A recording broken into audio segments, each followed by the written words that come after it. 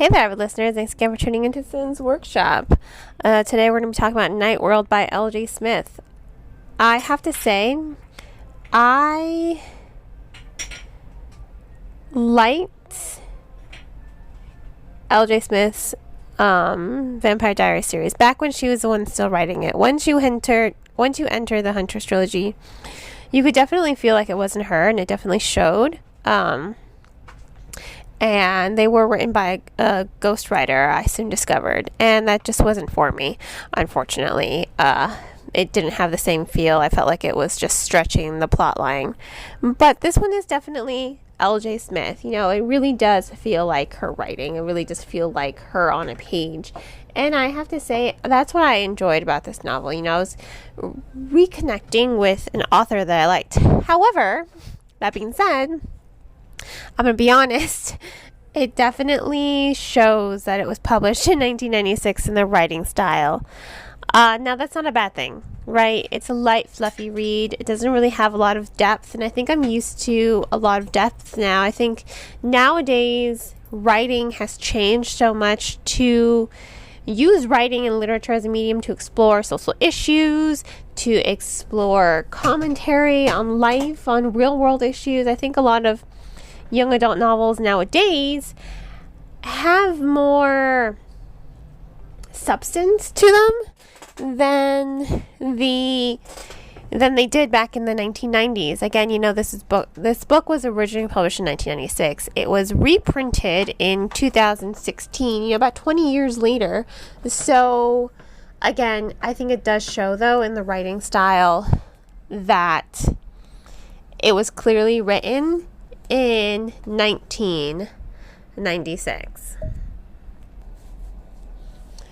But, you know, that doesn't mean it's a bad novel. It lacking depth, it lacking substance. It's a light read, you know. Sometimes you just want to read something that'll just take you away, and you just want to read something that you're not going to think about, you know. And I think that's what I really needed, because it's been a very rough month for me. My new pregnancy is not as easy as my first one, so it's left me incredibly drained. And when I'm still working full-time, and I'm still, you know, a full-time parent as well of my 1-year-old son, I've not had the energy. I've just been so exhausted. And so this past month has been a rough one for me. So, you know, I didn't want to think. I just wanted to shut my brain off for a minute. And I was able to do that with this book. And I like that. I like that I was able to just shut my brain off. That's all we really want sometimes, to just not think. And I'm incredibly okay with not thinking. So, anyway, that's what this book is. It's a book you don't have to think about. It's a book you don't have to really focus in on a lot about. It's just a story about a girl entering the night world. I will say this about L.J. Smith's writing. She really is good at world building and establishing the characters and the character dynamics. Those dynamics were really well written. I remember that from her Vampire Diaries series as well. She is a prolific writer. She really is.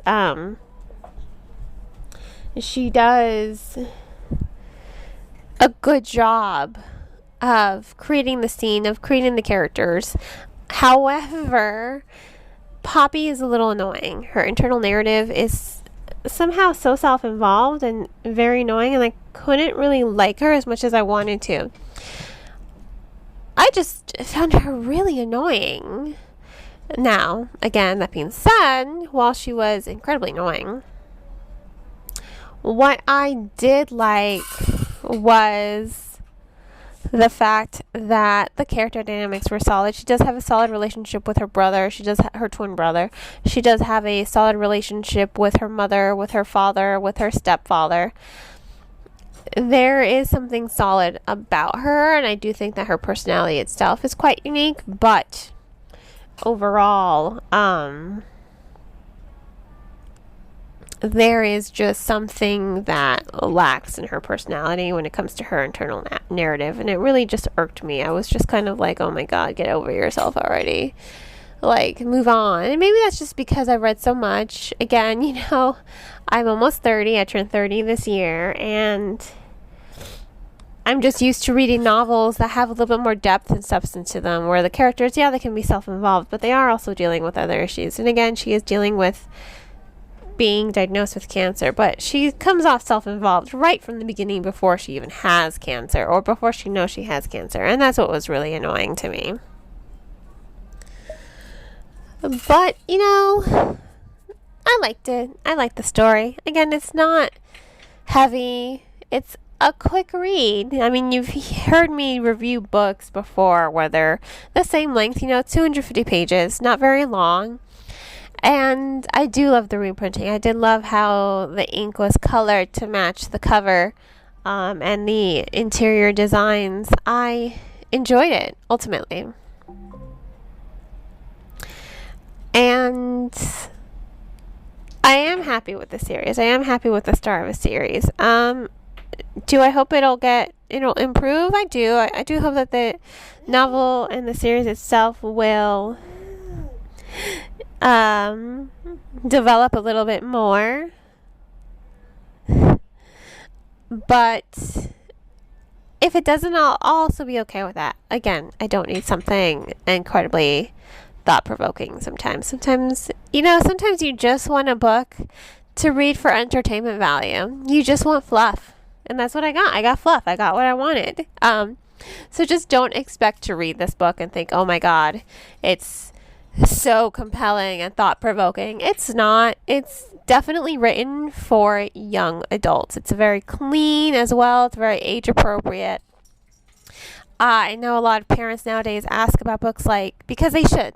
There are lots of young adult books that are meant for more mature readers than they are for 12-year-olds and 13-year-olds, I think we all know what those books are. So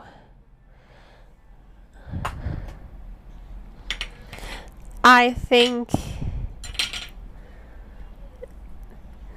that's really a valid question nowadays. Is this book appropriate? If you're looking for a young adult novel with vampires and werewolves and witches, oh my, this is definitely the book for you, because it's clean. There's nothing explicit going on. It is definitely appropriate for all ages. So if your teenager wants to read a book, just suggest them this and hey, how about you read this one first? This is definitely a book I would give to my kids without hesitation.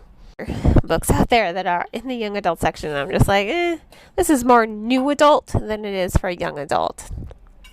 So yeah, I'm gonna go ahead and give Night World 3 stars. It's a good read. It was quick, it was fun, it was entertaining, but again, it was not incredibly thought-provoking. If you want to go ahead and purchase the book, please purchase from your local bookseller or online book retailer. If you want to check out the book from your local library because money's tight, definitely do that. Libraries are there for you, and they are a great resource for the community. And I hope you all will continue to support me by liking this podcast and sharing it with all your book-loving friends. You can also become a supporter on Anchor FM, which is my recording platform, for $1 a month. Hope you all have a great rest of your day, and as always, happy reading.